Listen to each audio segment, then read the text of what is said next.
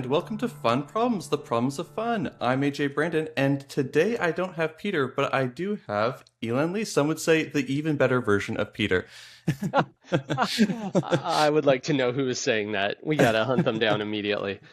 Elan, welcome back to the show. How's it going? Thanks. It's really good to be back. It's going well. Just spending all my time trying to get more and more games out the door. I like that gusto. Today we've got a special episode planned. Do you want me to lead into it, or would you like to? Oh no, I want to hear this in your words. I'll chime in, but this is I'm very excited. When you approached me with this idea, it immediately started little fireworks going off in my head. So let me hear the version as you pitched it to me. So basically, exactly 10 years ago, as of Saturday last week, I sent off an email to the Facebook page of Exploding Kittens and said, "Hey, I'm a new designer. This is a thing. It's a hobby for me, but it's really fun. And I love hearing why certain design choices were made. And I would love to hear your thoughts on X, Y, Z." Now, unsurprisingly, I didn't hear back. But Very sorry about that. Yeah, we were just so you have a little bit of context about why you never heard back. Anytime anyone posts to the Facebook page or to our Kickstarter page at the time, because that's like right at when we had, I think, probably just finished the Kickstarter. We have a Gmail account associated with that, and we get a little alert on Gmail. And I will share with you the screenshot someday, but we got a fascinating alert on Gmail, which said, "You are receiving mail that exceeds our server's ability to deliver it. Please try again later." And oh my gosh. I followed up with customer service on Gmail, and I was like, "Look, I get it. Sure, all this stuff is coming in. What is that limit? Like, what number, what magic threshold have we hit?" And she said, "Look, we don't know for sure, but it's somewhere around 10,000 a second." Oh my So, gosh. apologies for not getting back to you. There are so many hundreds of thousands or millions of emails that we just could never reply to because we just got buried. It was just totally overwhelming. That's so crazy. Yeah. 10,000 a A second. second. Like, now that's not sustained, obviously, but you probably hit us at a period where that trigger was hitting, and we just it was chaos. It was such a weird time, like just so weird. I'm glad those days are behind us.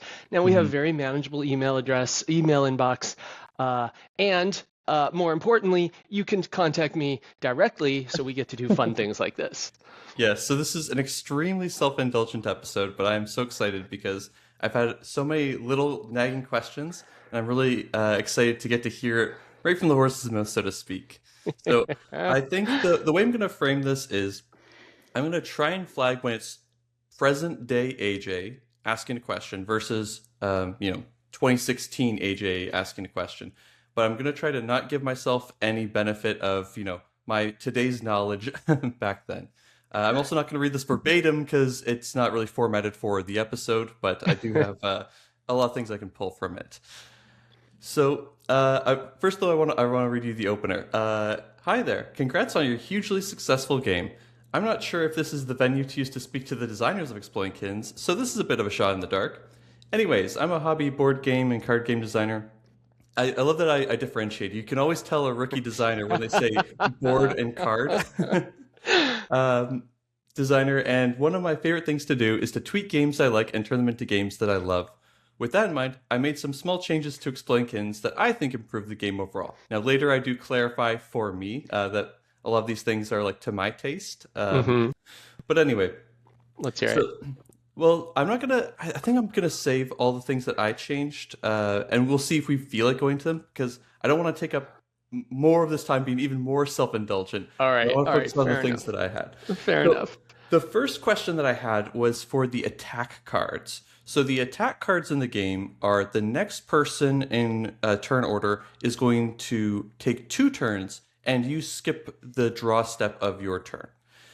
Was there ever consideration for allowing that to target any player to make them draw cards? And was there any consideration for allowing yourself to draw 2 cards instead of picking somebody else? That is such an important question. I'm so glad you brought that up. And first, let me give you a little bit of context. you are now talking, you were writing a letter to 2016 Elan. 2016 Elan had exactly one game design under his belt, knew almost nothing at all about game design, and was completely just feeling around blindly, trying to figure out what the hell games were and how they worked. So, not only is that an excellent question and one that I should have thought of, but I did go back later on in multiple expansions and introduce two new cards. One is called Targeted Attack, which does exactly the same as Attack, but you get to pick the target any way you want around the table. Second is called Self Attack or Self Slap. It's had two different names, where you get to attack yourself and force yourself to take multiple turns. So your two comments were excellent. I wish I was as quick as you were. I wish I had thought of them on version 1. Instead, I had to patch it with multiple expansions. Well, this is your punishment for not answering that Facebook message. Clearly, you should have seen my name pop up and been like, this is the 1 in 10 million that I should have answered. Serves me right. Serves me right. Yeah, I think for me, my favorite thing, the thing that really fascinated me about Exploding Kittens when I first heard about it was that tension between drawing cards is good because you have cards. You can use cards. Cards are powerful and useful tools. But also, drawing the kitten explodes you. And so having an effect that allows you to draw cards yourself or give them to somebody else was something that was really fascinating to me as someone who is a much more hardcore gamer than I'm imagining most of your general audiences. And, yep, go ahead. It's totally true. However, that strategy, that core mechanic of like, how far can I push this? Like, I'm feeling safe. How safe am I feeling? Because the more I'm willing to indulge in that, illusion of safety, the more advantage I will have in later turns. And so we've seen, even for very casual players, like we have a tournament version of Exploding Kittens that we take to conferences, and we have seen very young players like 12, 14 years old deploy these incredible strategies where they will trick people into attacking them, stack up a whole bunch of attacks, then hit their own self-slap. So now they've got 10, maybe 12 draws in a row, completely overload their hand. One, because they're willing to take the risk. Two, because they played a whole bunch of See the Futures and they actually know what the future cards are. And then they have 3-4 times as many cards as anybody else. They dominate the rest of the game and they move on to the next round. It's incredible to watch. They can only do it once, right? Because once you deploy that once, other players start to pick up like, oh, wait a second, maybe I don't want to hand you 8, 12 turns in a row, whatever it is. But when you think that player is naive and that you're about to get the best of them and you just keep handing them turns, some of them are very smart and take those turns and completely destroy you. I love it. This is I think my other thing that I really latched onto about Exploding Kittens is this idea of a game that's deceptively simple. I think we had an episode. It was relatively long ago for me. I'm not sure how long ago it was for the listeners, but we talked about this concept on the show about childishly simple games where it's like so simple it's almost like, is there even a game here? And then it's those like little micro edges that allow you to see the depth of the game. And I think the rulebook highlights specifically, you can see the future. Oh, there's a kin coming. I play a skip card, which I think is a great idea because if there's someone who isn't used to games, then they might not pick up on, oh, why would a shuffle ever have any use in a game? Like shuffling a deck to a non-gamer would seem like a completely useless ability, right? What does it actually do? I'm so glad you brought that up. And we devoted an entire column of our instructions to that example, knowing, again, different than your core audience, our players are, sometimes this is their first game ever. And when they see shuffle, they're like, well, it's random what I'm going to draw. And if I play shuffle, it's random again. Why would I go from random to random? What's the point? And so walking them through, sparing an entire column of our instructions, like 1/4 of our entire instruction book, for this example of here is how you're going to play a series of 3 cards in a row to your advantage. It became worth it. And it starts to train players. And you see this wonderful, like, eye-opening moment where they read the instruction. They're like, oh, I get it. I'm going to be really good at this. Let's get started. And I just love that moment. It's so fun. Mm-hmm. And communicating strategy to players who aren't accustomed to the type of game that you're teaching, regardless if they're a gamer or not, it's really, really tricky because if you're trying to explain to someone how to use a strategy, you need to do it in a way that's not like painfully didactic, that feels like you're not telling me how to play the game. And with Yeah. that, I thought you did a great job because you didn't say, "Hey everyone, here's how to play the game, dummy," or Yeah. anything Yeah. like that. You're just like, "Hey, here's an example of play," and the example just happens to showcase, some of the combos you can use there. Thanks. Yeah. A lot of work. It looks like, oh, here's a simple example. That was just weeks and weeks and weeks of work trying to figure out that right combination. Don't worry, you're talking to a lot of game designers here. Everyone who's listening knows how hard it is to make something look simple, for Okay. sure. Okay, good. I thought another example of a card that has what we call lenticular design. I'm not sure if you've listened to an episode where we've used that term or if you're familiar with that from other. hmm Yeah, okay. hmm So for our audience that isn't familiar, potentially, I try to define our terms more often these days. Lenticular is basically if a newer player and an advanced player can look at the same component in different ways. And so for a new player, they might have a favor card where it makes somebody give them a card. And they might say, well, you've got a lot of cards. Cool. I'll use that, steal something from you. You might have something good in there. You haven't played any of your like big, powerful cards yet. So it's more likely you have one. And that's a great way for a new player to be able to use the card, have fun, think, yeah, this works. This functions. I know how I'm supposed to use this card. But then if you're a good player, then you're not going to just be like, oh, look, I drew a favor card. Cool. Next time I'm immediately going to play it and just grab it. You're going to wait until their hand gets smaller, until after people burn some of those useless cards or some of those sets of cards that would be useless to you. So I was wondering how much of your time went into thinking about how strong or weak these cards and combinations of cards were, because it was my assumption that you intentionally made cards in this game weak because you didn't want it to be like, I do a card that's big and powerful and complicated, then another one that's big and powerful and complicated. You want people to be like more scared of drawing cards than they did want to draw cards, because the risk of exploding is way higher than drawing half or one third of a card effect. Yeah, that's a really good point. I would say that we didn't shy away from complicated cards, but we did shy away from cards that do more than one thing in the first version. So, and there is the simplicity, right? Is like every card does one thing. Beginning players are going to play one card and then probably draw a card. So they're putting together single actions. But that allows plenty of room for advanced players or beginner players to move into an advanced phase where they understand how to sequence the cards together. And in putting together those very, very simple actions, you can deal out some devastating damage to other players. You bring up the favorite cards. The favorite card went exactly this way. Like, you can always find a beginner player, like us when we first invented that card. Everyone would play them your first time. Like, as soon as you get them, you play that card. It's because, cool, let me build up an arsenal. And you can always tell an advanced player who plays that when somebody's got one card left, right? Mm. Because suddenly a massively underpowered card becomes the most powerful card in the game. And for the game to allow that dynamic to transpire is what just makes me so happy, because it means we pulled it off. It's exactly what we were trying to do. Hmm. And there's even other advanced things you can do as well, because everyone starts off with a diffuse card. If you're card counting and you know who has a diffuse card left, that's a really valuable card. That's So it may be right. worth the 1 in 4 or 1 in 5 even of trying to steal it from the one player that has one. That's right. And especially if you've got more than one favorite card in your hand and you just keep hammering one player, it's just it's bloody. I mean, it's just it just gets so brutal at that point. Hmm. Well, and there's even like the turn order, right? If you steal a card from someone going next in turn order, that might cause them to explode, as opposed to somebody who has a bit more time to build up. But yeah, I Absolutely. I think there's a lot of little nuances to the game they're really cool. Um, Thanks. Let me scroll ahead here a little bit. So this is me double checking history.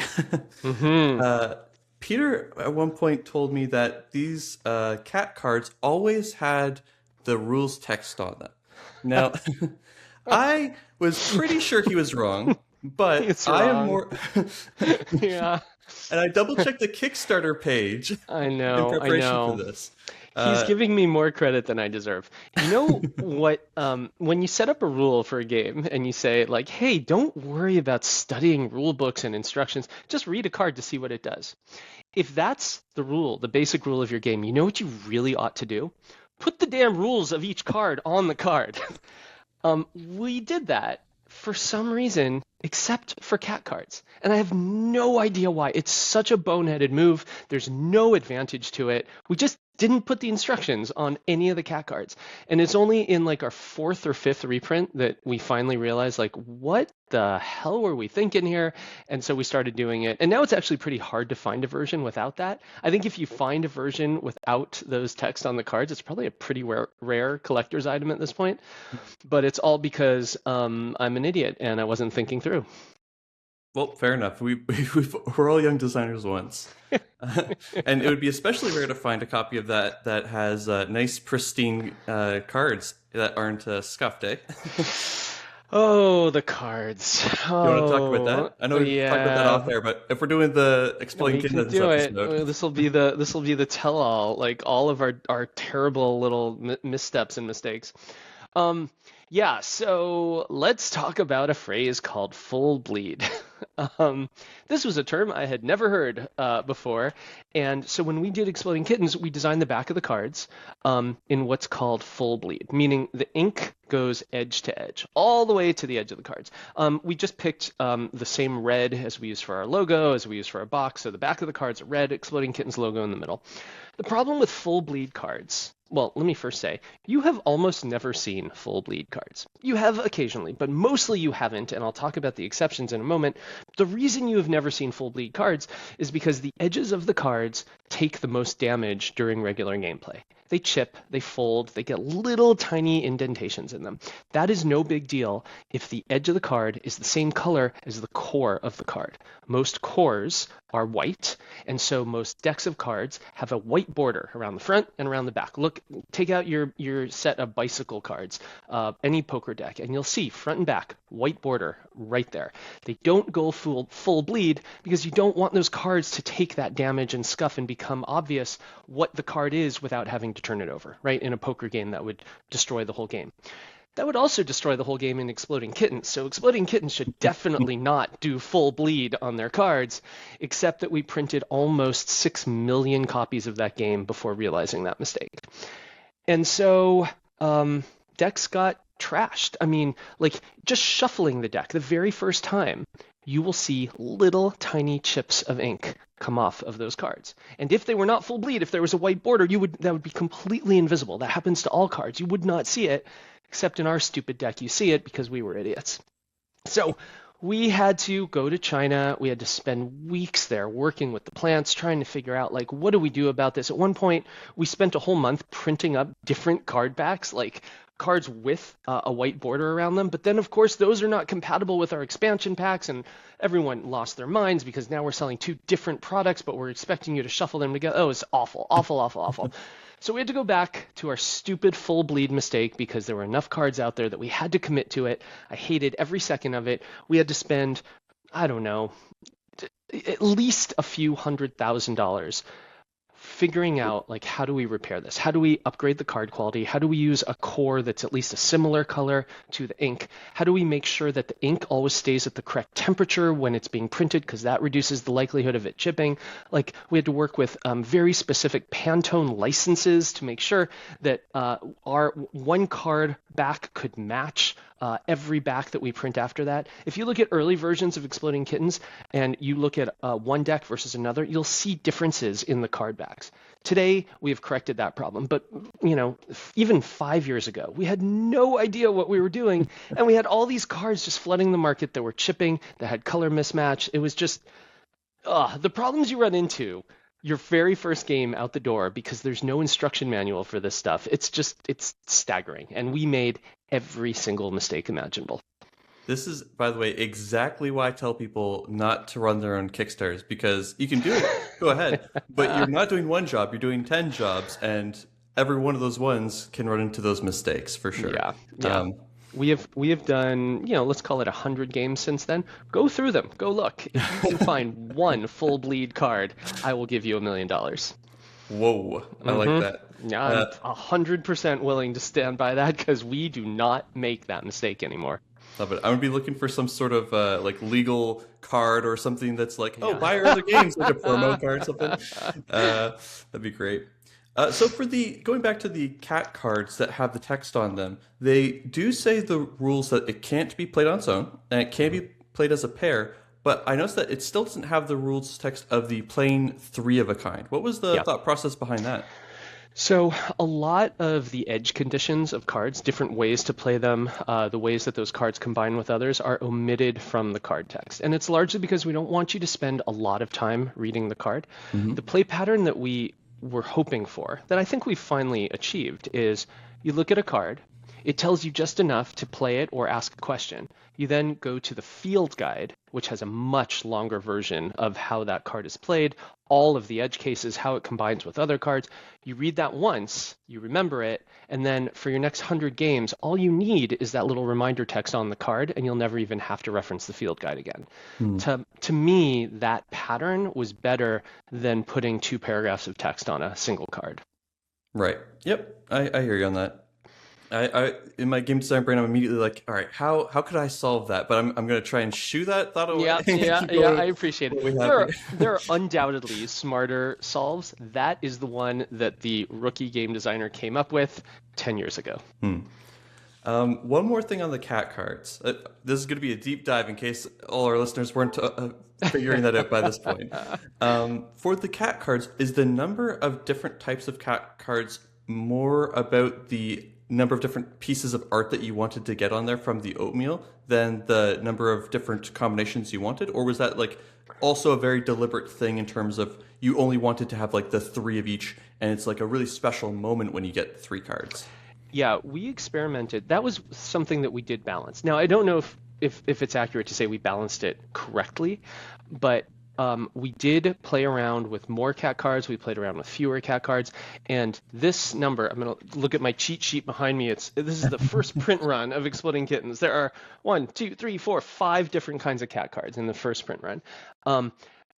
Fewer than that, we found that pairs weren't coming up often enough. More than that, and they were coming up too often. And again, it's also tricky because we have to balance that between 2-player game, 3-player, 4-player, and 5-player. And so this was our best attempt at saying this feels more right than any of the other options. Interesting. I think it's the right answer, by the way. Obviously, being like the answer, we play tested it, and that was the right number is great. I'll take it. That might be the best answer I have for anything today then. So let me bask in that. On a related note, I really appreciate you being able to like look back at this, and I'm sure like some parts of this are painful, like you said, with the backs of the cards and that kind of thing. Like, look, there's no designer that could possibly look back on their game 10 years ago honestly and say there's literally nothing I would change. It's the perfect game. I don't believe that exists. Yeah, I do appreciate that. I do think like I'm curious to hear the rest of your questions, and there's like 2 in particular. I'm wondering if you brought up, because there are 2 very big changes that we made in the game over the intervening 10 years because they were so broken in the original game. Interesting. I'm not sure if I'll be able to catch them. So Okay. For context, I played this for, up until I sent the message, and then I switched over to the version that I made and played that one. and so I played that one for years, and I never went back to the point where I'd actually misremembered some rules when I went back to play Exploding Kittens. Oh, that's so funny. I was like, wait, this card doesn't... Oh, right, because I changed that card, right? That's so funny. I will absolutely say many of the changes I made were terrible, and we can't go through them. I thought they were good, so we could both look at our mistakes. But we can save that for episode 2 if you want to go deeper into this. You brought up player count a second ago, and I'm really curious about that. For the player count of like dropping down to 2 or 3, you suggest taking out about 1/3 of the deck, but you also take out the kittens. Was there a version that you tried that it would clearly be less consistent, but a version where you didn't have the step of taking out the extra cards and don't take out the extra kitten and keep the ratio a bit more comparable? Yeah. So the deck that you're describing is actually just the full deck. If you were to play a 2-player game and not remove any cards, that we found is actually the perfect ratio. There's 4 kittens in there in a 2-player game. and there's a whole bunch of other cards to balance out those kittens. There's a whole bunch of diffuses. There's like all of that stuff is in there. And the reason that the problem is, sorry, let me backtrack. The problem with that is for two players, that's like a half-hour game. And we found that players didn't really like that. So here was my, again, 10 years ago solve. I put in this thing for two players. I said, look, remove all the kittens except for one. That's all you'll need. Remove a third of the deck because that'll take you down to 15 or 20 minutes. Play this way. But most players don't read that part.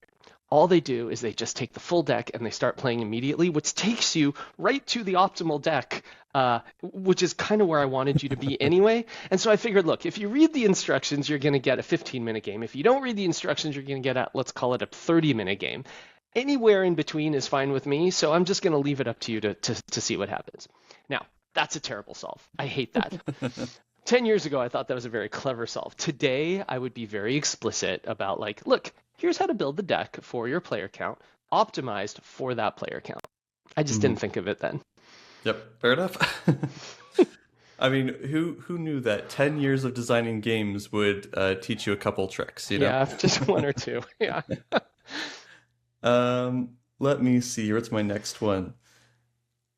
Oh, this is a really specific thing. I don't know if this was in the original version or if this is just the newer one, but I noticed that you used the word deck in the rule book and you used the word draw pile on a card. And I was curious if there was some reasoning behind that.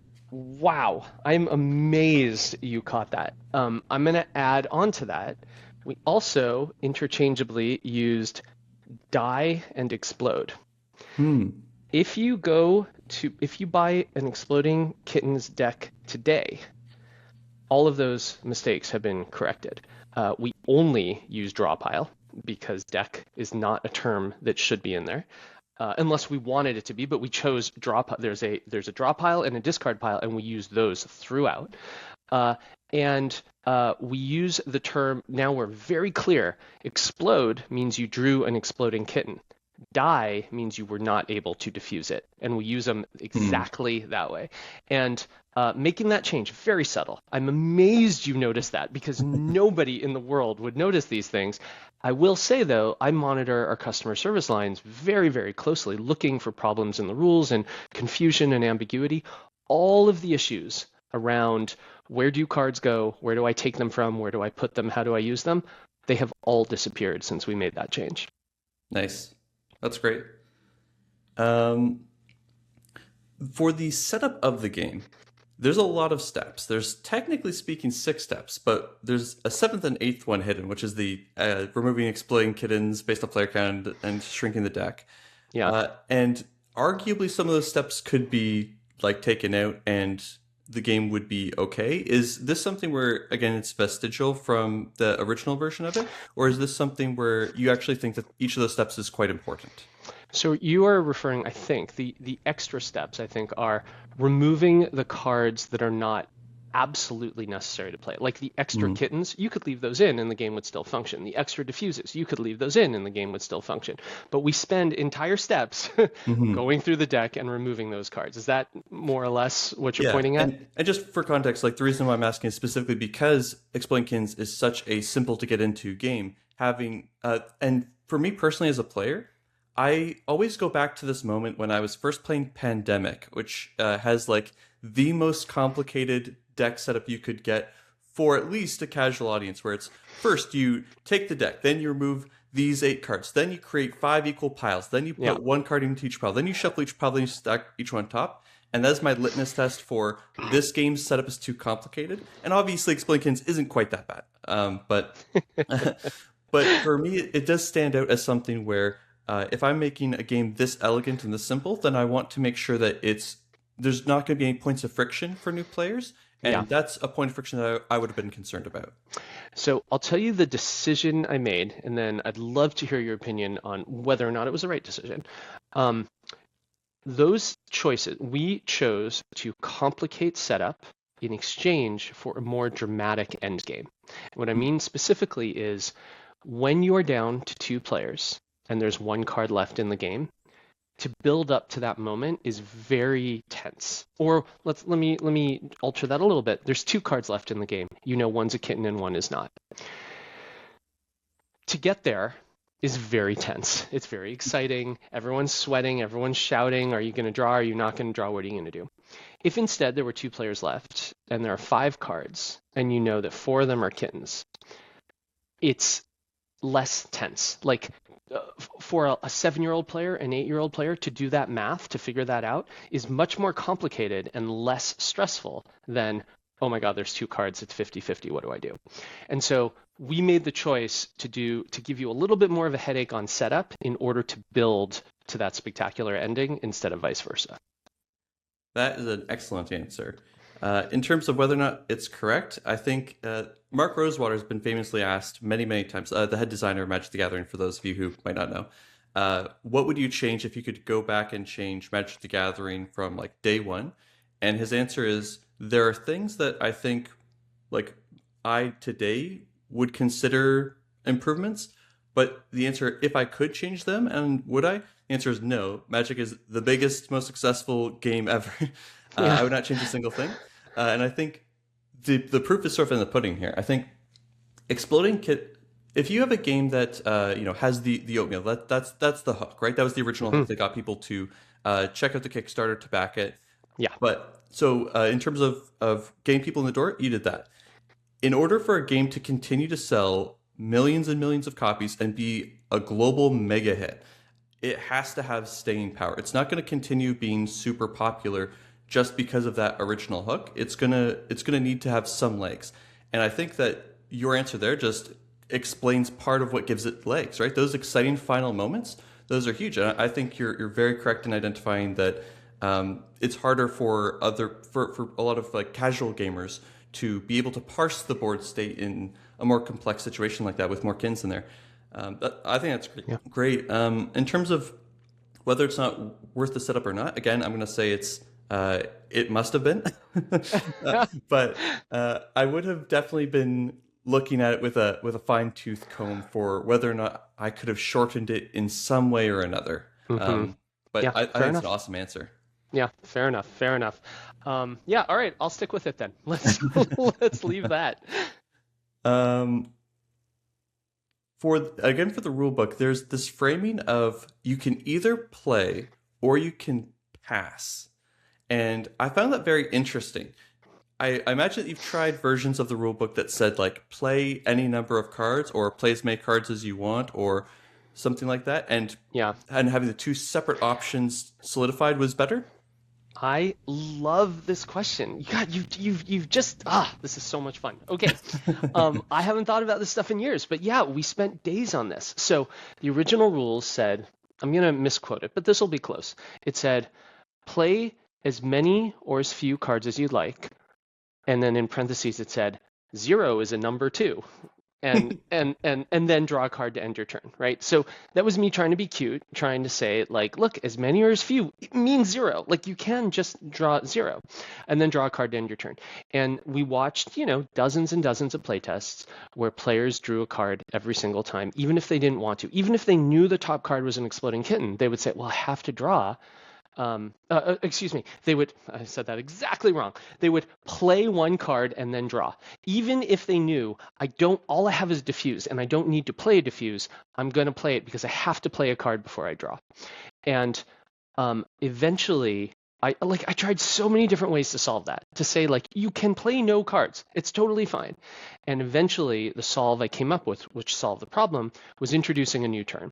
Playing a card is different than passing. Passing is a new phrase. It means play no cards. And now your turn is play or pass, then draw. Play or pass, then draw. And I even had a little cat, and he has got a little speech bubble, and he says, play or pass, then draw. Play or pass, then draw. And there's a little arrow pointing at it saying, this is important. Play or pass, then draw.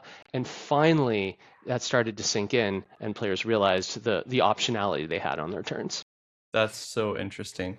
Because, when I teach the game, I teach it as the way that I would have written in the rule book, which is, obviously play a number of cards and then draw.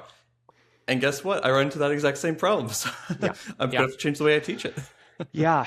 It's hard. Like, we as designers understand play 0 is valid. Like play 0 cards, I played cards. I just played 0 of them. But I think for a casual player, that phrase just doesn't compute. Like it just never sinks in. And so they needed a different phrase to describe play 0. Well, I think what it is it's the reverse of scaffolding. So scaffolding, for audiences who haven't listened to every episode of this, scaffolding is when you already know something. So going into the game, you can learn that more quickly, or you can intuit how it works more quickly. And so I think the reverse is happening here, where there's very few games that are in the mass market where you can play any number of cards, including 0. Almost every game is you draw a card, you play a card, or you have a hand of cards and you just play any number of cards. But Yeah. but you do have to play some number of them. I can't think of a single game that's out there where the average person would have played it and you can play any number, including 0. So I think it's a matter of their brain is trying to adjust to things they already know. So like, okay, Yeah. it's like Uno, where I draw a card and play a card in a turn. And they're like, no, no, no, it's not like that. I'm like, oh, okay, so it's like this game where I can play cards, but I have to play something. Like, no, no, no. Yeah. I'm like, wait, I'm confused. I don't get it. Yeah, yeah. You know, the other place where that came up, I love that phrase, scaffolding. The other place that came up is players in our early tests, players would constantly do things in the wrong order. They would draw a card and then play a card, because that's how every game works, right? Yeah. But this game is the inverse, right? And no matter how many times I said, look, here's the turn order, do this, then draw a card to end your turn, it washed right over them and they didn't see it. And I put in a line in its own little box, in this big little exclamation mark box that says, this is different than most games you've ever played. Here, you play and then draw. I love And that. and it needed that. It needed this is different. And because then suddenly they tore down that scaffolding and they said, oh, wait, I'm not allowed to bring this baggage in with me. Let me actually read this sentence and figure out how this works. Yeah, highlighting it like that, that's a great idea. The weirder your game is, the more you need to emphasize things. Sometimes Peter and I will put in an extra rule, and if you know anything about Peter, that kills him inside. But he'll be the one who suggests it even. He'll be like, I'm going to add this extra sentence here, Yeah, saying yeah. something that you already know, that's already part of the rules, because there's going to be enough players that misunderstand or misinterpret or have to double check the rule book. And if someone has Yeah. to stop playing your game and double check the rule book, you've already failed. Yeah, yeah. Well, I'll give you another one. There was players who ran out of cards, kept saying, I broke the game because I ran out of cards. And so I drew a new hand of 8 cards, and then there were no cards left in the draw pile. And I'm like, why did you draw what? And so I had to put in this special thing, even though there's nowhere in the rules does it say, if you run out of cards, draw more cards. Never, never. That's scaffolding, right? They brought that with them because that's how other games work. And so I had to put this thing at the very back of the instructions that says, if you run out of cards, there is no special action to take. You'll draw another card on your next turn. And it needed that in order to solve the problem. Mm-hmm. Yeah, it definitely feels weird being like, oh, it's a card game. I start with 8 cards and I draw a card every turn and everything. Right. But now I've got no cards in hand. Like, it just feels like, what am I supposed to do with my hands? What do you mean I don't get more to play with? Yeah, yeah. Yeah, it's good. Okay, this is a really, really specific one. But this is a bugbear for me. These cards, Attack and See the Future, they've got ×3 and ×2 respectively beside the icons of them. Now, I know that the ×2 is relating to the number of cards you're making them draw, and the ×3 is related to the number of cards you have to look at the top of the deck. But the moment I saw this, I was like, oh no, this is going to cause confusion. And sure enough, the moment I played it with my parents, they're like, what is the ×3 mean? Does that mean I get to play this card 3 times? Yeah. Is that something that came up? Is that something you've considered tweaking in other editions or something? So the original version did not have those. Really? The very first, yeah, they were not there. I kind of thought so because I didn't remember them. But sorry, go ahead. Yeah. There's something we introduced later to solve a new problem that came up with expansions, which is See the Future lets you look at 3 cards, but Hmm. in another expansion, we introduced see 4 cards and a see 5 cards, Oh, and so now people were shuffling decks together, and I needed a way to differentiate those. So we tested a lot of different icons. I agree that's not the best little icon to put on there, but it is the only one I found that allowed people to differentiate. And same thing with attack. We have attack 2, we have attack 3, we have attack 5. And so we started putting those icons everywhere just so that you could tell by looking at the corner of the card what you were actually holding.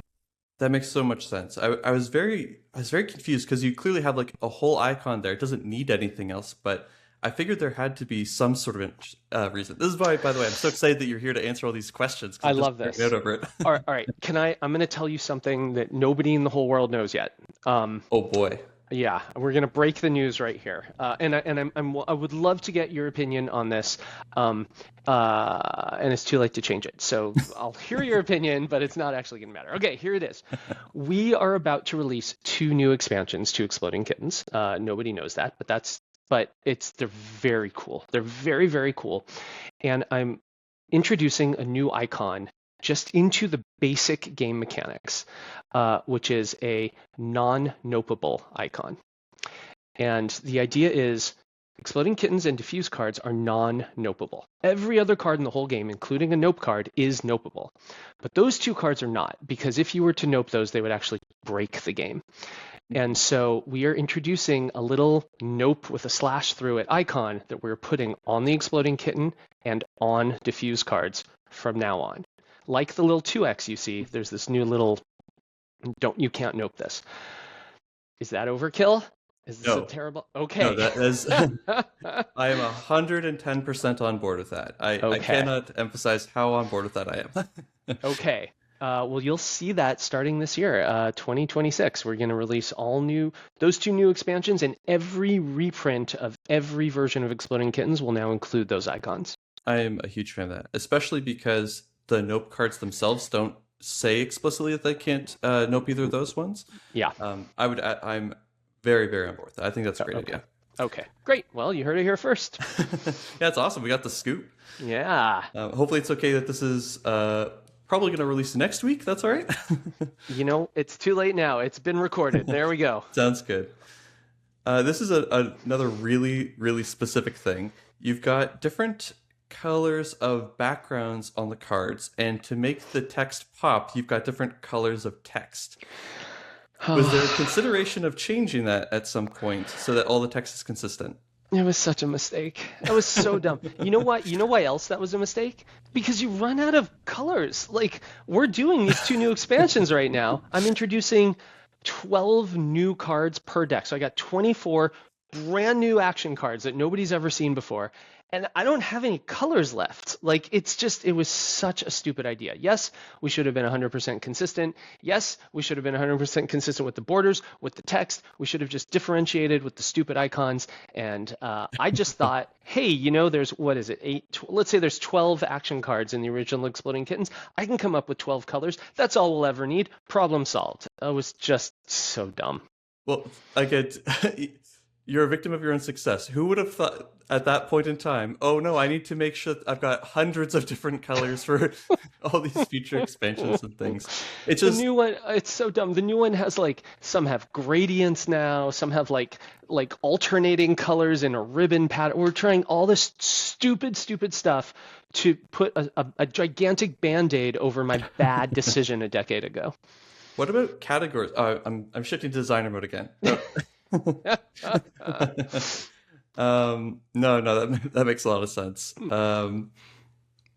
Okay, so for the strategies that you pointed out in the game, in the rule book, like I was saying earlier, for the combining the see the future with the skip a card, was there consideration on being able to, or on including more examples of the strategy or anything like that? Are there any interactions that players find difficult to know when they would want to use those sorts of things? Yeah, well, this is just a real estate issue. It's just really hard. You can only fit so many things. We're already sparing so much space for the gigantic example, Hmm. that we decided to leave it there.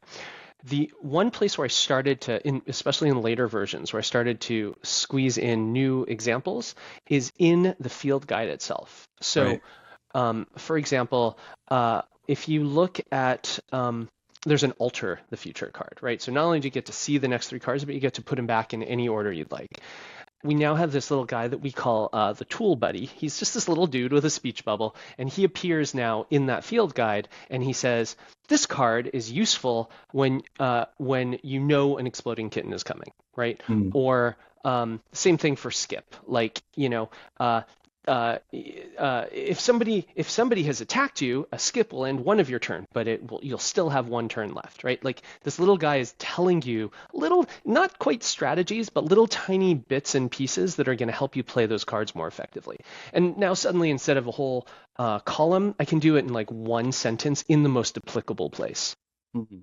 I like that a lot. That's a really, really clever way of doing it. Especially because, again, as a simple game, you don't want to be like, yeah, here's a 20-page rule book with all these different Right. complex interactions and stuff. Right. On a related note, I thought it was really smart that this is present AJ speaking, by the way. Okay. All Past right. AJ did not see this at all, but present AJ does. That the playing three cards as a set to be able to name a card on a player. If that player has that card, you get to steal it from them. Past AJ was like, well, that seems bad because if I use two cards, I guarantee get something, and it's at random, so I could still steal something good. And if I use three cards, and at least if I don't know that they have the diffuse card, Yep. then I can't steal that from them. But present AJ appreciates that the advanced one doesn't come up that often. So for Hmm. newer players who aren't as familiar, it's not a big problem. And only advanced players are going to read and remember that rule probably, and they're the ones Hmm. that are going to be using that. So it's actually perfect. Yeah, no, it works really well. And it's a thing that's really allowed us to grow with expansions. Because there's in a few of the later expansions, there's cards that if you have both of them, like Barking Kittens, if you can get both of them, you will dominate the game. And with Streaking Kittens, if you know someone's got a streaking and you can pull it away from them, suddenly you've done double damage because now they explode and you have a shield against an explosion. So that three-card rule has really grown beautifully into our expansions, and it's used for very, very complex play for players who realize the right way to use it. Now, I haven't played with any of the expansions. Or do those just get added in? And if so, does Mhm. that change the distribution of cards? For instance, the getting a set of these three or four, whatever, of these different types of cards in a larger deck, or do some of the expansions also have extra copies of the cat cards? Yes, that they all have extra copies when they're needed. Okay. There's one expansion where we know cat cards play a huge part in the game. So instead of giving you too many extra cat cards, we give you a card called the Feral Cat, which is just a wild cat card. Hmm. And suddenly the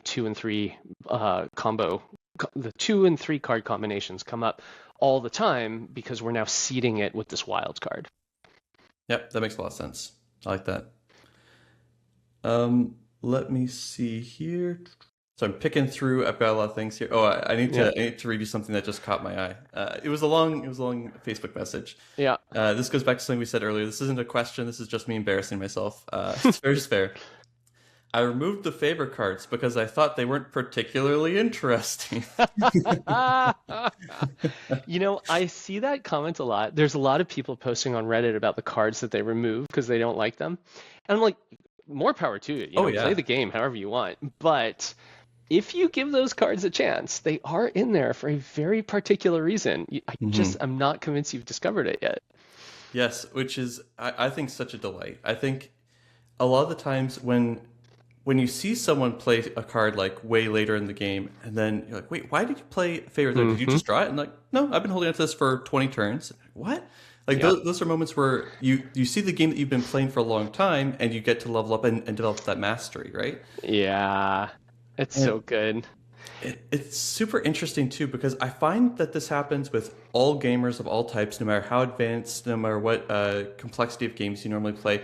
There's this concept of micro edges that I think about a lot, where you you often aren't able to see past the really obvious thing, and the like only the most like in-tuned gamers are going to ever even see the depth of the game. But because a lot of games that are accessible attract a wide audience and get played many times, eventually somebody who would never have normally been that type of person, they played the game enough that they get to see those micro edges that 99% of other players never would have without playing it hundreds of times, right? Yeah, yeah. I love it. I love it. I'll tell you, there's one, I can tell this, I said there were two things I'm curious if you're going to bring up. There's one that I'm pretty sure you're not because it sounds like you have a newer version. Have you ever heard of the 5 card rule? Not the 2 card, not the 3 card, but the 5 card rule? No, maybe I played with that in the very original version, but I don't remember it. It has been removed. It's no longer in the game. But the original version of the game said if you have 5 different cat cards, so one of each, there's only 5 total, one of each, what could you do? It was something crazy overpowered, like look at somebody's hand and take any card you want. It was, I haven't played with this rule in such a long time because it was so overpowered, but the reason it was put in there was this Band-Aid. The game was designed in a way that there were probably too many cat cards in the original version. And so players were ending the game with like 3 garbage cards, 3 random cat cards that they couldn't play, and they felt really bad about it. So I was like, well, let's just put a big old Band-Aid on top of that and say, well, try to collect garbage, try to get as much as you can, and then we'll let you dump it in this very particular way. It was confusing, it was complicated, it was overpowered, it always led to upset victories in a way that was completely unsatisfying. And so I thought you were going to ask about why did you put in that stupid rule? And the answer was because I'm really stupid and I finally figured it out and removed it. How long was that rule in the game for? Probably 2 years. Okay, I mean that's pretty quick to catch, all things considered. I mean, Yeah. millions or billions of times played, but Yeah, yeah, it's so unfortunate. The other one that used to be in there and has since been corrected is attack cards. Attack cards used to say, end your turn, force the next player to take 2 turns. And then in the field guide, if another player plays an attack card, the next player only takes 2 turns. And then if that player plays an attack card, the next player only takes 2 turns. So they don't stack, they don't accumulate. It's just you take 2 or you take 2 and you can just pass it along. And the reason I did that was because when attacks stack, when you have to take 4 turns or 8 turns or 10 turns, it just felt totally devastating for that player. And so I removed it. I intentionally eliminated it from the game. Now let me go back and say that same sentence a different way. love it. When attacks accumulate 2 turns and then 4 turns and then 8 turns, the game is intensely fun. And some stupid game designer decided he didn't want it to be fun, and so he removed that rule. I really like that framing of like here's the thought process, right? And here's the reason why it was actually not correct. Yeah. So yeah, the first version of the game has the nerfed version where attacks do not stack, and that was so stupid, and I have since fixed that rule. Yeah, well, so it's interesting because there's a lot of different ways that you could have done that as well. You know, it could just as easily be you, let's say someone plays the attack on me, their turn is skipped, then it comes over to me. I've got 2 turns. I play an attack, and before that attack resolves, I do something else. But then you get into like some weird timing issues and those sorts of things. Yeah. But I wonder, did you have people who were confused about the stacking versus the other way that you had it? Was there one way that seemed like it was more intuitive? Yeah, stacking so there's a math issue in stacking. So I'll tell you the problem, and I'll tell you how we solved it. So the problem is, all right, I've been attacked. I have to take 2 turns. I play an attack on you. You have to take 4 turns. Okay, now you have to take 4 turns. Very straightforward. You draw a card. Now you play an attack. How many turns does the next player have to take? So some players said, well, you had 3 turns left, and then you attacked, which is 2. So 3 plus 2 is 5. 5 turns is the answer. That's actually the way I wanted it to work. But some players said, no, that's not what the card says. The card says, end your turn without drawing a card and force the next player to take 2 turns. So if I have taken one of my turns, but now I'm ending this turn without actually taking advantage of it, the draw on that turn still transfers over, so it's actually 6 turns I'm passing along. And people on Reddit got all up in arms about this debate. They were actually like arguing with each other about how this math works. Are you passing the existing turn, or are you ending the turn? And eventually I was just like, this is so stupid. Like, this is the dumbest thing to argue about. None of this matters. I cannot figure out the right way to phrase this. So all I did in new versions of the game, it says exactly what to do. It says, look, end your turn, force the next player to take 2 turns. Cool. If the victim plays an attack, the next player has to take 4 turns. Cool. If you, instead of playing an attack, you skip one of your turns, and then you play an attack, the next player has to take 5 turns. We don't explain the math. We don't explain how we got to 5. We just say, look, -1, like 6 minus 1 equals 5. Like, just accept that. Just move on. Just go. And finally, the debate has ended because nobody's trying to do math anymore. They're just saying, look, they're using text. They explained exactly what to do in every scenario. We're just going to do that. And so, yeah. I thought it was simple. Nobody else in the whole world agreed with me, and so I had to flounder for years trying to figure out the right phrase. So this is the one time I'll mention my version of it where I just changed that one to just choose a player to draw 2 cards. Great. Love it. And yes, it doesn't skip your turn. Well, too bad. And it does also potentially come up with some weird timing things, because if I'm like, you draw 2 cards, it's like, well, it's still my turn, so I have to draw at the end of it. What about, some of the effects that no longer work? Like if you play a skip card, you can't play a skip card because it's not actually your turn. You're just drawing the cards. There's some things with that, and I changed the whole game to warp around that. But again, not saying it was right. So I'm very happy you brought that up. I don't want to give any crazy spoilers here, but one of the expansions we have accommodates exactly that, and we found a clever solve for the turn order issue. Without having to change any of the other rules. That's impressive. Yeah, it was hard.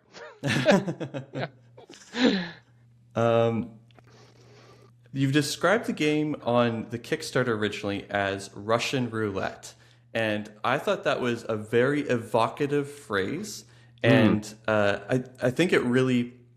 It's not like one-to-one by any stretch of the imagination, right? It's not... Sure. There's not 6 things. We're not doing that sort of thing, but having the deck of cards, and it might be effectively the bullet that busts you, or it might be just a blank chamber. How do you come up with that? Because you've got a great mind for marketing, and the moment I read that, I was really taken by how and not only how evocative it is of that sort of experience, but also just like how intensely fun that sounds as a card game. That was the very first sentence I wrote. That I had that sentence before I had a game. Wow.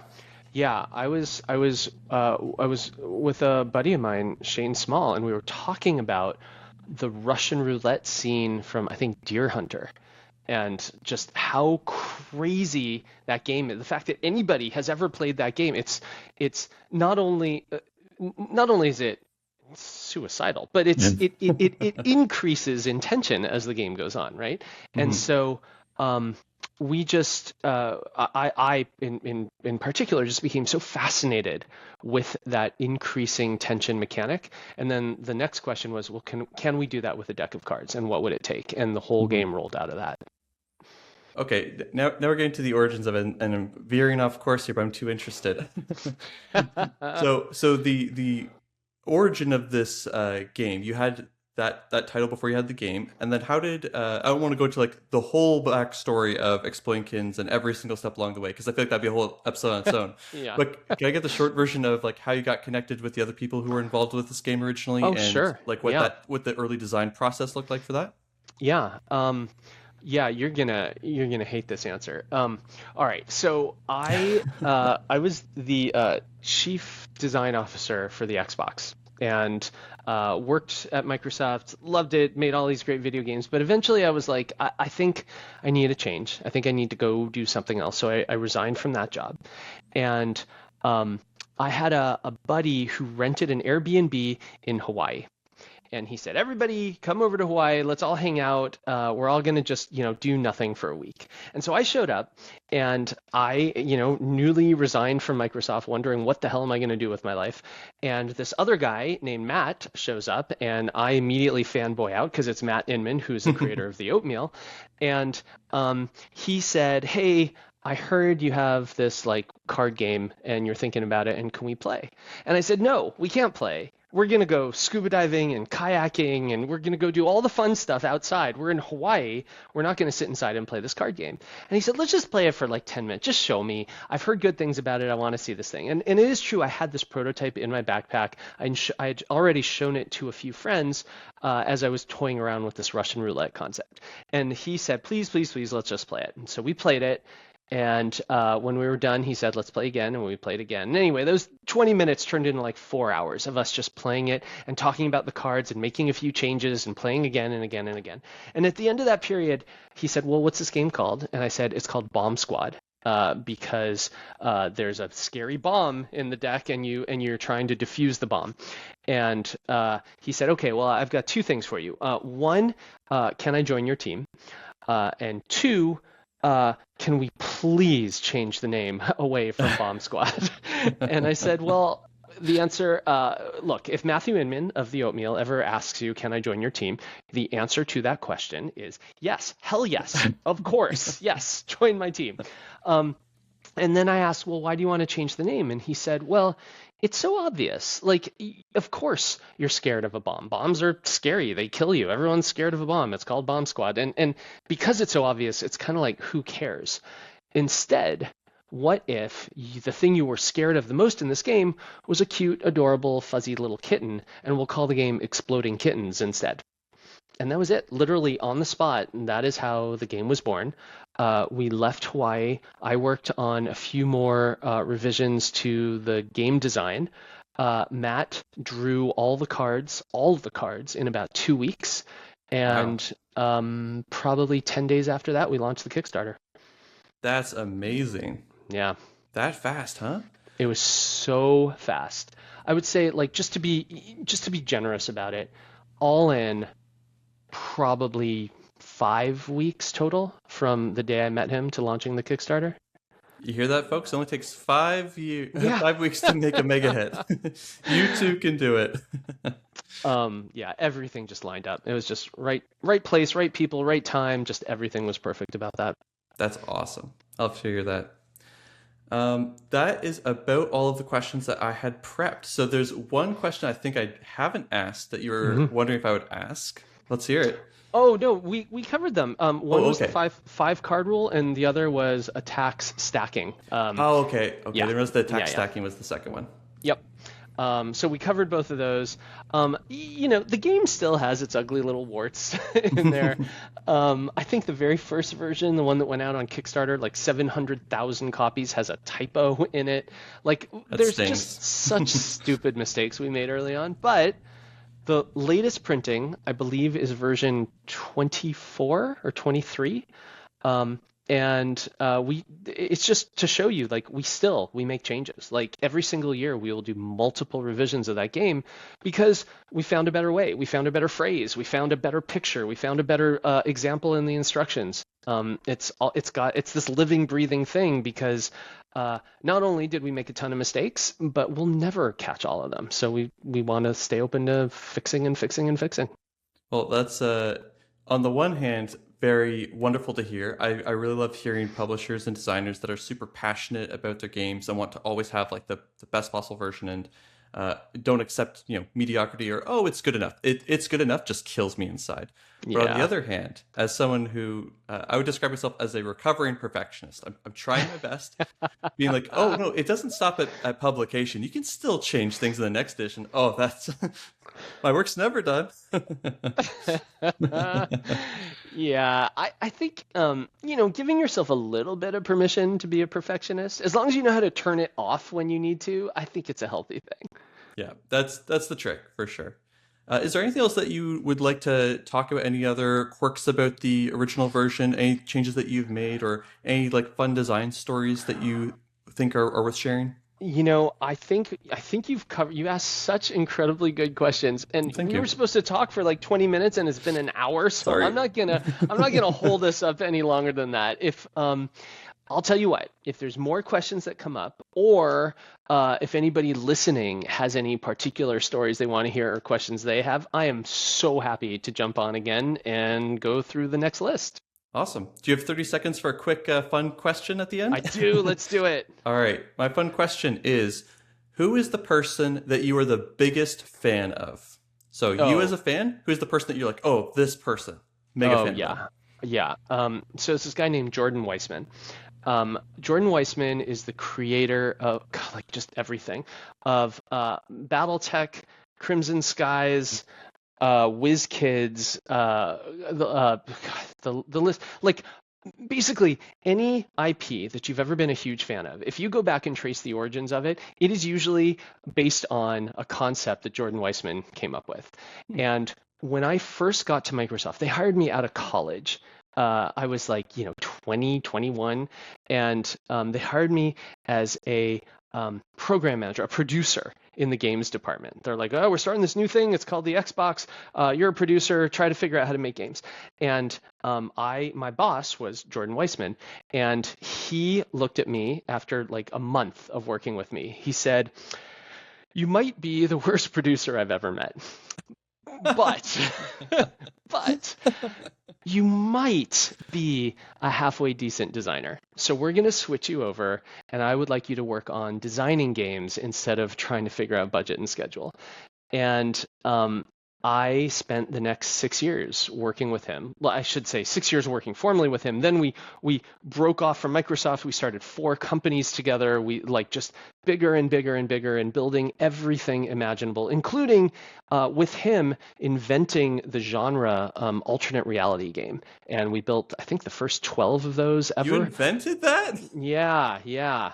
Oh my Um, gosh. yeah, but just working with this guy who was like, what if games were real? What if a game could call you on the phone? What if a game could send you a text message? What if we hired 30 actors and put them on the street, and as you're walking down the street, they start talking to you? And like, we just built. And his answer to everything was, well, let's build it and find out.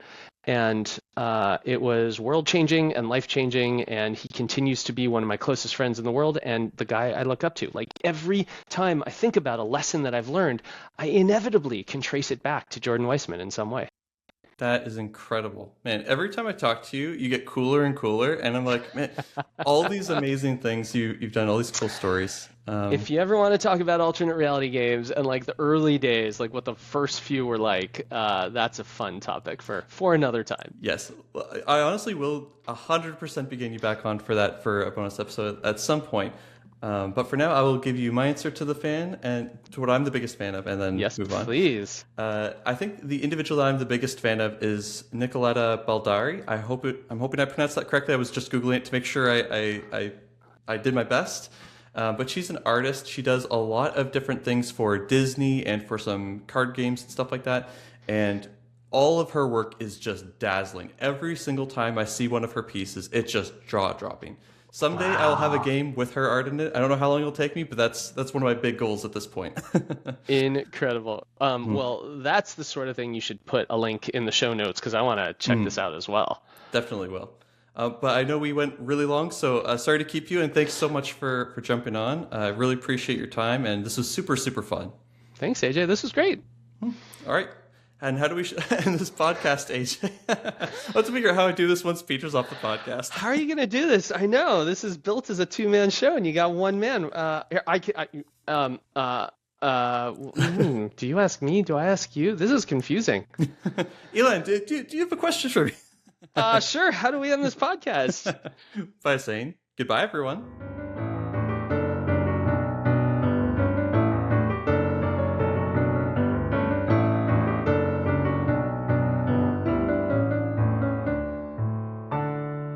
Thanks for joining us. You can find us and our incredible Discord community in the show notes, or reach out to us privately at funproblemspodcast@gmail.com.